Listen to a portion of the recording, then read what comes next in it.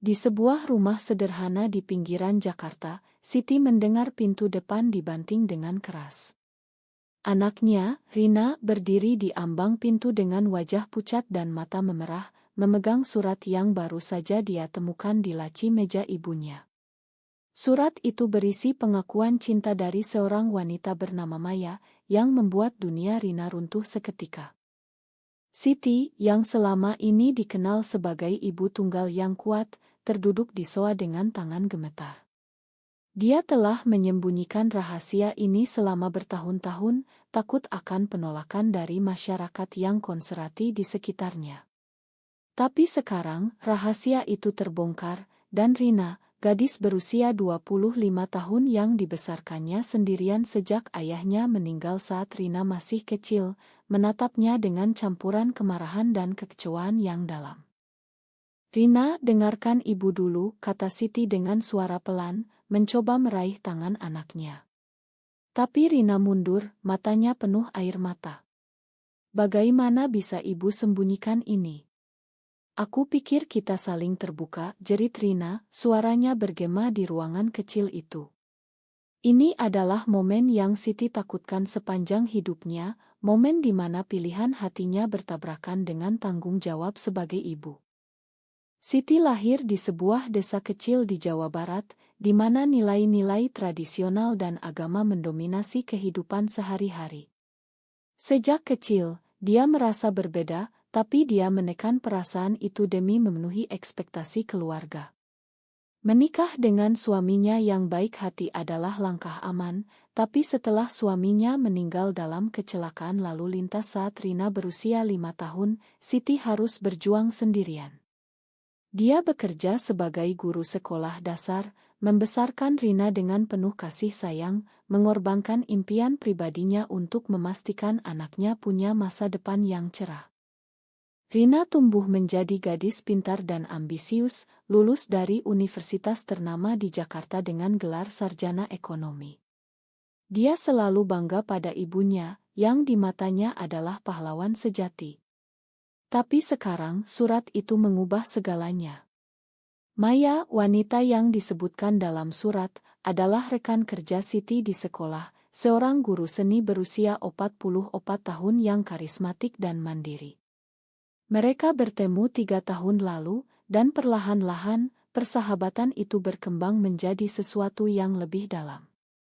Siti ingat pertama kali dia merasakan getaran itu. Saat mereka duduk di taman sekolah setelah jam pelajaran, berbagi cerita tentang kehidupan. Maya, dengan senyumnya yang hangat, menceritakan bagaimana dia juga pernah menikah tapi bercerai karena merasa tidak bahagia. "Kita harus hidup sesuai hati kita, Siti," kata Maya saat itu. Kata-kata itu seperti angin segar bagi Siti, yang selama ini merasa terkungkung oleh norma masyarakat. Tapi Siti tahu risikonya. Di Indonesia, di mana mayoritas penduduk beragama Islam dan nilai-nilai keluarga tradisional sangat kuat, hubungan sesama jenis seringkali dianggap tabu. Ada cerita tentang orang-orang yang diusir dari keluarga, kehilangan pekerjaan, atau bahkan menghadapi kekerasan. Siti tak ingin Rina terlibat dalam itu. Jadi, dia menyembunyikan pertemuannya dengan Maya, berpura-pura itu hanya pertemanan biasa. Malam itu, setelah Rina pergi ke kamarnya dengan marah, Siti duduk sendirian di ruang tamu. Dia memikirkan bagaimana semuanya dimulai. 3 bulan lalu, Maya mengajaknya ke sebuah kai kecil di Bogor untuk akhir pekan. Di sana, di bawah pohon-pohon rindang, Maya mengungkapkan perasaannya. "Aku mencintaimu, Siti. Bukan sebagai teman," katanya. Siti terkejut, tapi di saat yang sama, dia merasa bebas. Untuk pertama kalinya, dia merasa diterima apa adanya. Mereka mulai bertemu secara diam-diam, berbagi momen-momen kecil yang penuh kebahagiaan. Tapi Siti selalu gelisah, takut Rina mengetahuinya. Rina, yang baru saja putus dari pacarnya, sering curhat pada ibunya tentang impiannya memiliki keluarga yang sempurna. "Aku ingin seperti ibu, kuat dan setia," kata Rina suatu hari. Kata-kata itu seperti pisau bagi Siti. Keesokan harinya, Rina menghindari ibunya. Dia pergi ke kantor lebih awal, meninggalkan catatan singkat, "Aku butuh waktu." Siti merasa hatinya hancur. Dia menelepon Maya menceritakan apa yang terjadi. "Kita harus bicara dengannya bersama," saran Maya. Tapi Siti ragu. Dia tahu Rina dibesarkan dengan nilai-nilai yang sama seperti dirinya dulu, pernikahan antara pria dan wanita adalah satu-satunya jalan. Di sekolah, Siti mencoba fokus pada pekerjaannya, tapi pikirannya melayang. Rekan kerjanya, Bu Ani, memperhatikan kegelisahannya. "Ada masalah di rumah, Bu Siti?" tanyanya. Siti hanya tersenyum tipis, tak berani cerita. Di masyarakat seperti ini, gosip bisa menyebar cepat, dan reputasinya sebagai guru bisa hancur. Pulang ke rumah, Siti menemukan Rina sedang berkemas. "Kau mau kemana?" tanya Siti panik. Rina menatapnya dingin. "Ke rumah tante di Bandung. Aku nggak bisa tinggal di sini sekarang." Siti mencoba menghentikannya, tapi Rina mendorongnya pergi. "Ibu bohongi aku. Bagaimana aku bisa percaya lagi?" Air mata Siti mengalir. Ini adalah harga pertama yang harus dia bayar, kehilangan kepercayaan anaknya. Maya datang malam itu mencoba menenangkan Siti. "Kita akan melewati ini bersama," katanya sambil memeluk Siti. Tapi Siti merasa bersalah. Apakah pilihan ini benar? Apakah dia egois karena mengejar kebahagiaan pribadi? Pertanyaan-pertanyaan itu menghantuinya sepanjang malam. Sementara itu, Rina naik kereta ke Bandung, hatinya penuh amarah. Dia ingat masa kecilnya saat ibunya bekerja keras untuknya. Tapi sekarang semuanya terasa palsu. Bagaimana bisa ibu seperti itu, gumamnya. Di Bandung, tantenya, adik Siti, menyambutnya dengan hangat. "Ada apa, Nak?" tanya tante. Rina ragu, tapi akhirnya cerita. Tante terkejut, tapi mencoba netral. "Kita harus bicara dengan kakakmu." Kembali di Jakarta, Siti memutuskan untuk memberi Rina ruang. Tapi dia tahu konflik ini baru saja dimulai. Dia harus memilih menyembunyikan dirinya lagi atau menghadapi konsekuensi. Beberapa minggu berlalu sejak Rina pergi ke Bandung. Siti merasa rumahnya kosong, seperti bagian dari dirinya hilang. Setiap pagi, dia bangun dengan perasaan bersalah yang semakin dalam. Maya mencoba mendukungnya, sering datang ke rumah untuk memasak bersama atau sekadar berbicara.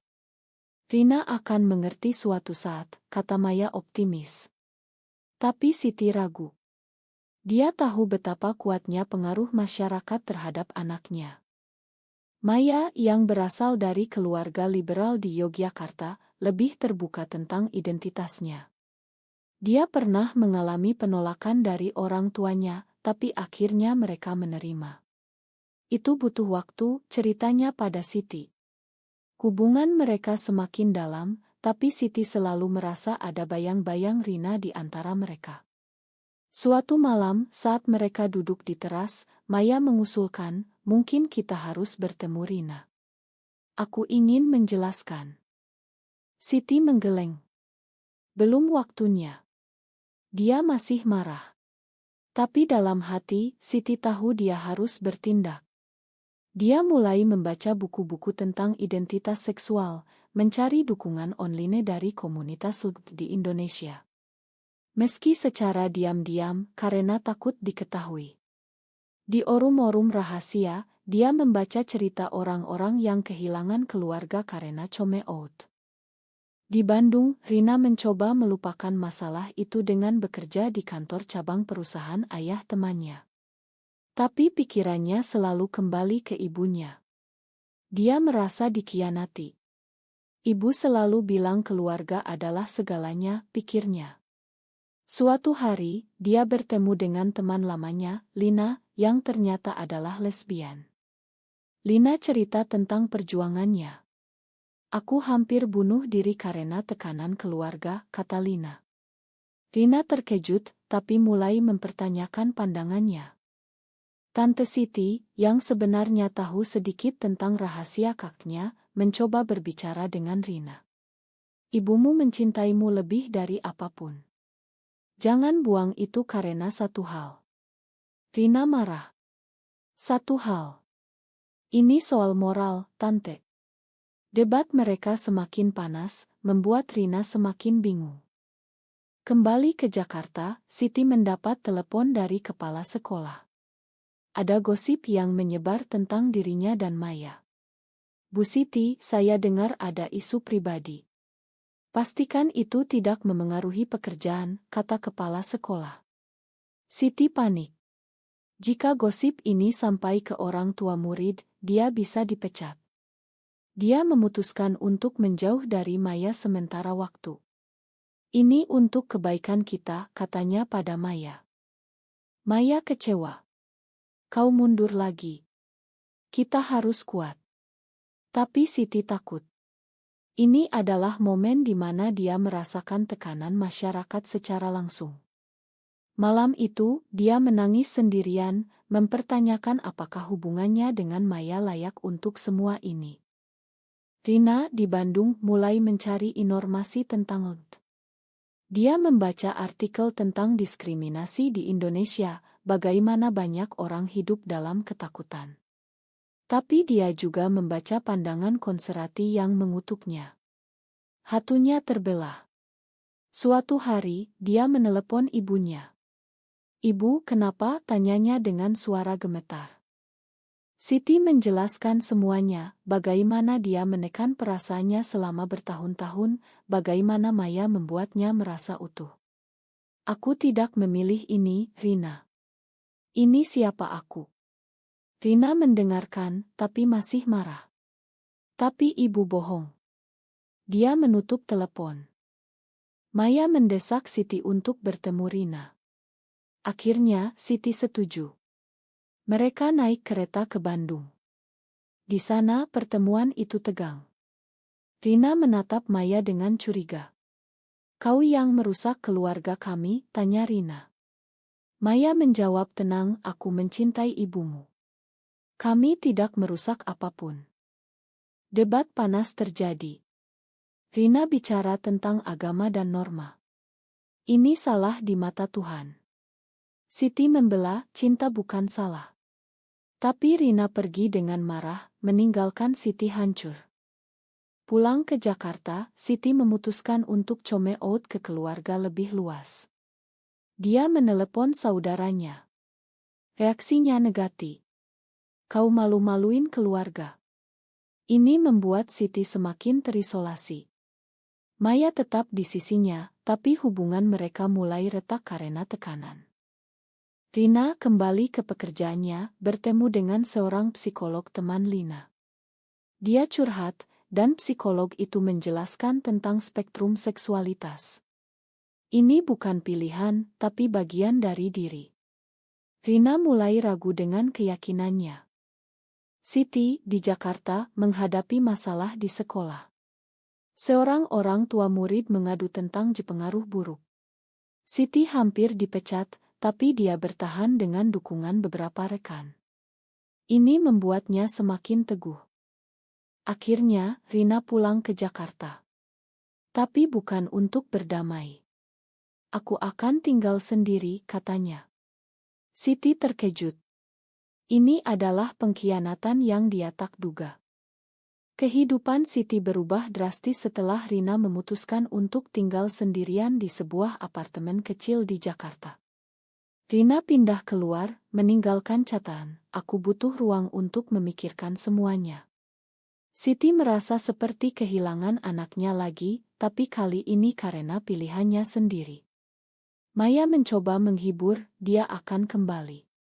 Tapi Siti tahu, luka ini dalam. Di sekolah, tekanan semakin besar. Gosip menyebar, dan beberapa murid mulai menjauh. Siti dipanggil ke ruang kepala sekolah.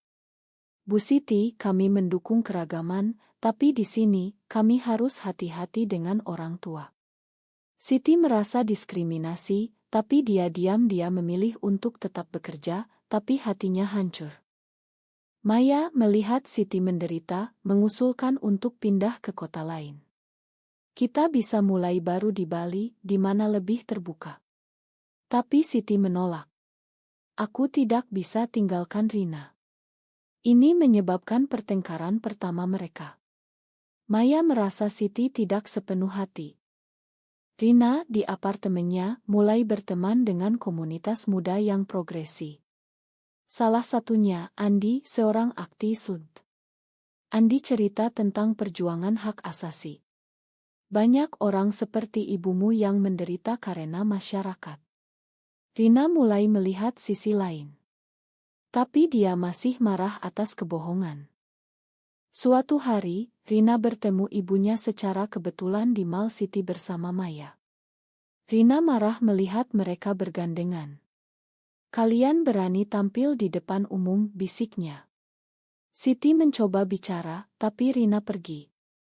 Malam itu, Rina minum-minum dengan teman, mencoba lupakan.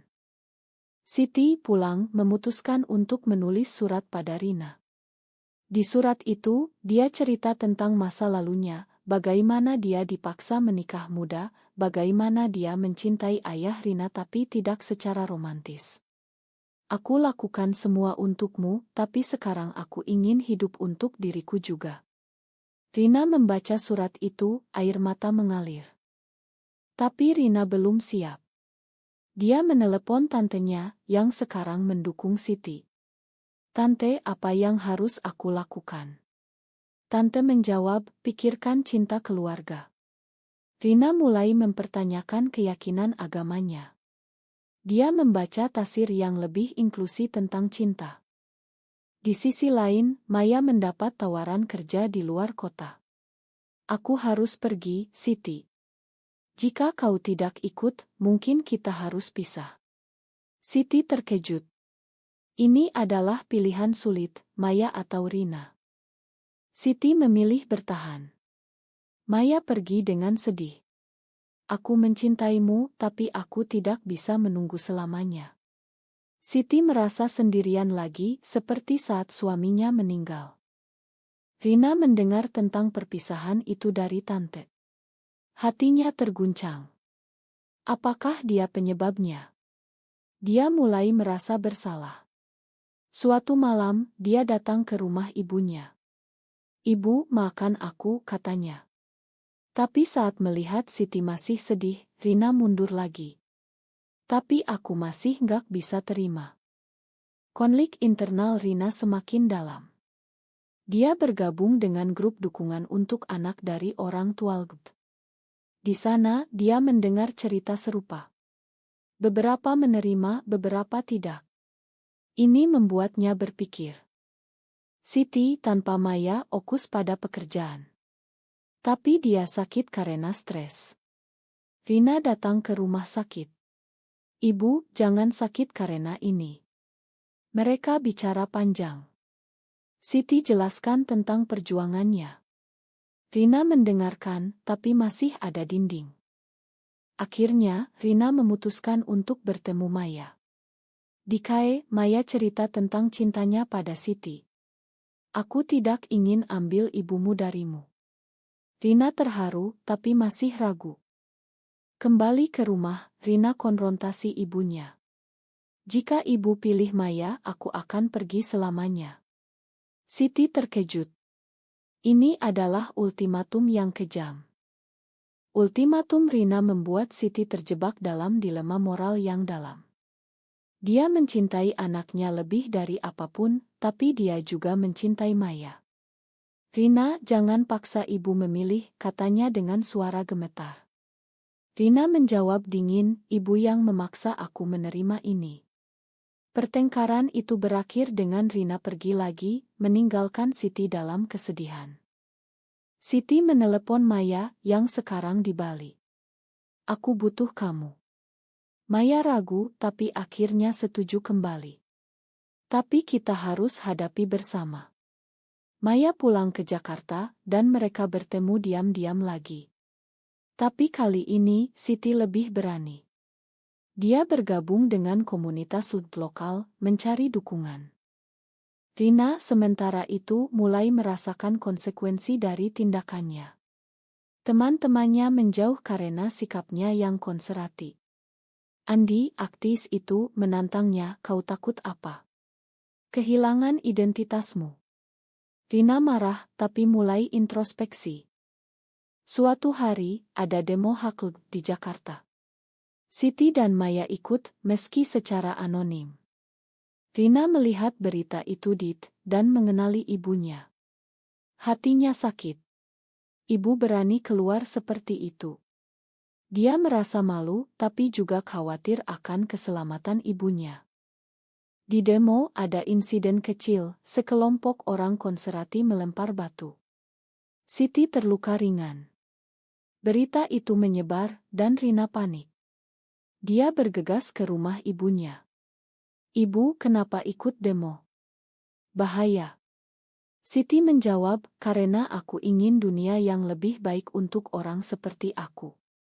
Ini adalah momen turning point bagi Rina. Dia melihat pengorbanan ibunya.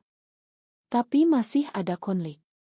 Dia bertemu dengan pemimpin agama lokal, mencari nasihat. "Cinta sesama jenis adalah dosa," kata pemimpin itu. Rina semakin bingung. Maya dan Siti memutuskan untuk menikah secara simbolis di komunitas mereka. Berita itu bocor ke Rina melalui tante. Rina marah besar. "Ibu gila." Dia datang ke acara itu mencoba hentikan. "Jangan lakukan ini," jeritnya. Konfrontasi dramatis terjadi. Rina bicara tentang ayahnya, bagaimana Siti mengkhianati memori ayah. Siti menangis, "Ayahmu tahu aku tidak bahagia, tapi dia mencintaiku apa adanya." Rina terkejut. Ternyata ayahnya tahu rahasia Siti. Ini membuat Rina mempertanyakan segalanya. Dia pergi, tapi kali ini dengan pikiran yang lebih terbuka. Dia mencari buku tentang sejarah di Indonesia, belajar tentang toleransi dalam budaya lokal.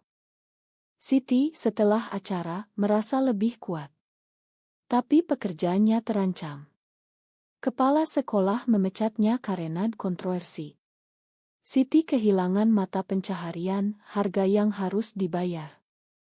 Rina mendengar tentang pemecatan itu. Hatinya hancur. "Aku penyebabnya."